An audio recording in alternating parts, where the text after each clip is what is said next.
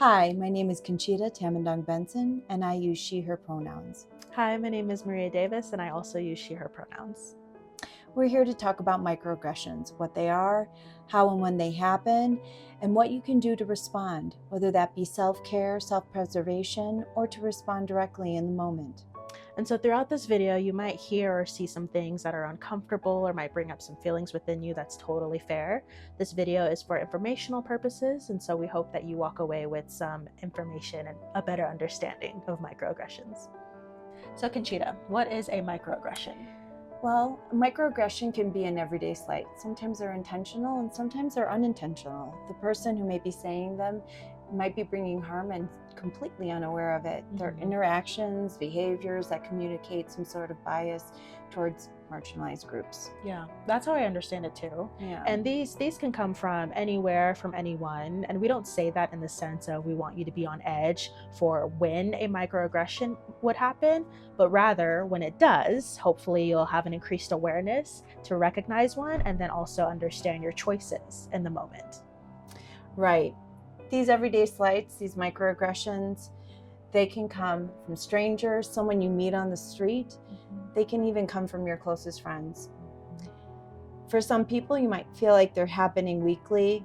Maybe you're feeling like they're happening even every day for marginalized people.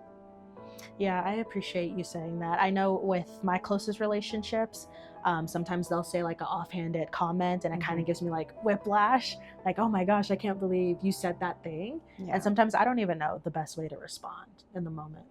Exactly. That is an example of something that one of us can experience when it comes to microaggressions. But maybe your microaggressions are happening in their own unique way. And so being on the receiving end of a microaggression, that impact can vary, right? It can be something that you feel just for that moment.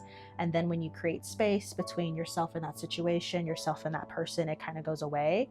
Or it could be the opposite. It could be something that stays with you for a few days or what seems like forever. It can be tough to hold. Right. So what are we expected to do in that situation? What can we do?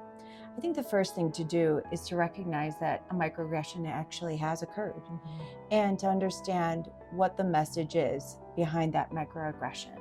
Right, and that can be something that's hard to address in the moment because when we hear something so shocking or offhanded comment, our system is kind of shocked, right? Where we're kind of reduced to that minimal thinking.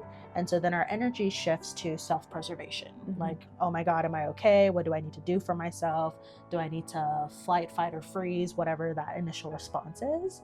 And we just want to validate that whether or not you decide to respond to a microaggression in the moment, whether you decide to not respond or some third action, all of that is very valid. And none of that is a sign of weakness or instability, none of the sort. So on your screen in a few minutes, you'll see a transition to where you'll see some questions that a person who's been microaggressed might reasonably ask themselves or consider, and then some suggestions on how to either respond to a microaggression or if you shift your focus to self-preservation, what that looks like. Something we want to note is that these can be used by also bystanders or allies to that person who's been microaggressed. And then in a way, it can help foster a community of accountability, not for also oneself, but for everyone. Right. Dr. Kevin Nadal created a toolkit called Guide to Responding to Microaggressions. These 5 questions will help you weigh the consequences of responding to a microaggression.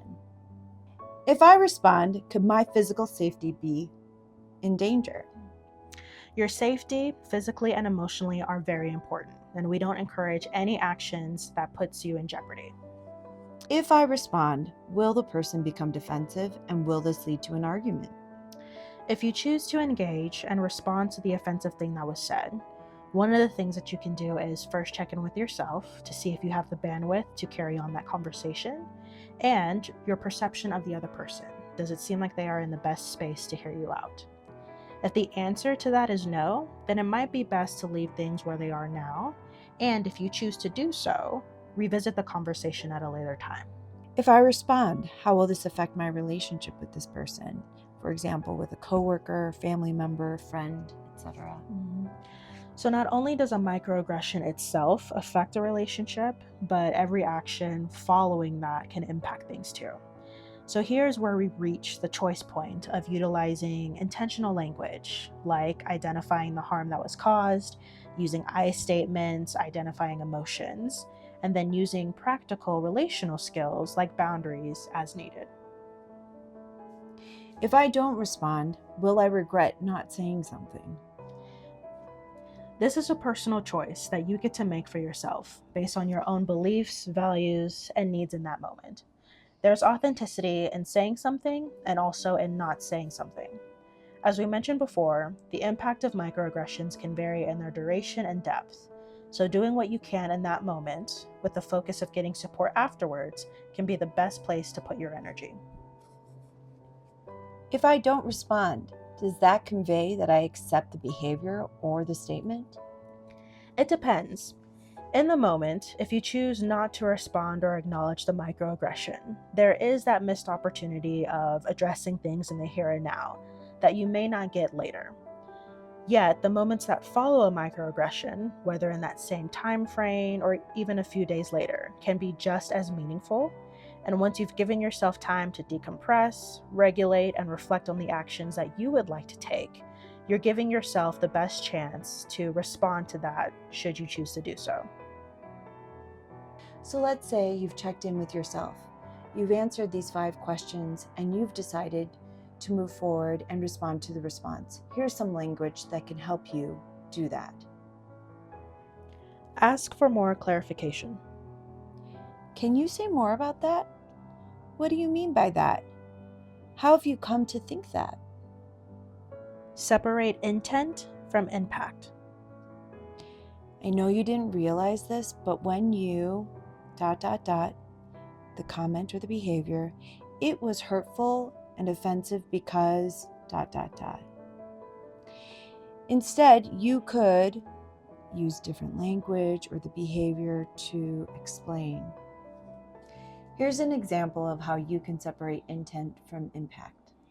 I know you probably didn't mean it this way, but when you made the comment that you were surprised that I speak so articulately, it was hurtful because it emphasized a stereotype that people from my background can only speak a particular way, and it would be helpful instead for you to recognize that people's intellect is not reflected by the way that they speak. Share your own process. I noticed that you ... the comment or behavior.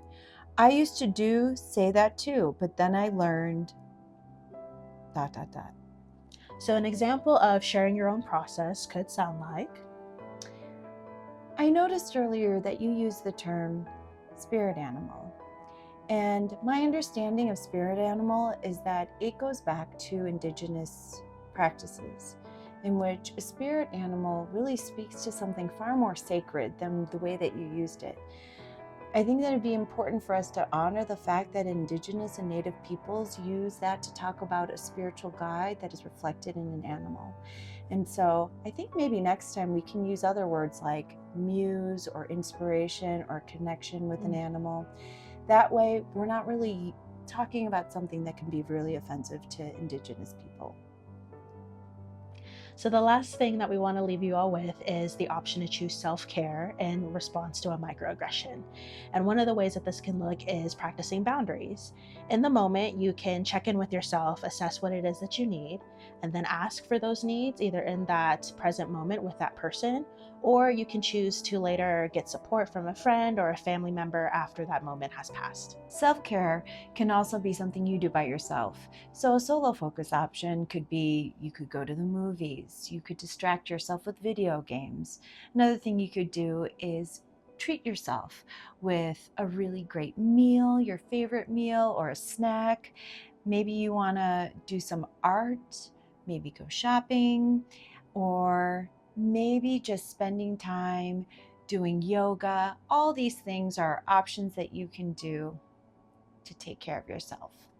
One service in particular that we would like to promote is our multicultural consultation hours. This is where students from marginalized identities can come and meet with a counselor who is multiculturally informed in their work and get support and insight on how to better navigate the institution as a predominantly white space, wellness skills, preservation skills, or like in today's video, how to respond to microaggressions. MCC drop-ins are a consultation service offered as outreach to students and are not considered a clinical or therapeutic service. The goal of MCC drop-ins is to provide students with a space where they can receive support, identifying the nature of their concerns, receive potential referrals within and outside CSU, and receive coaching on how to navigate mental health and campus systems.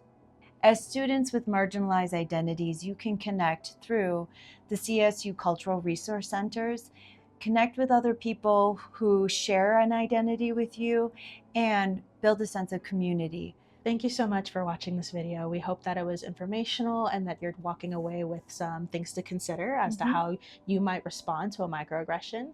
And we also hope to see you stop by at counseling services too. Thank you. Thank you.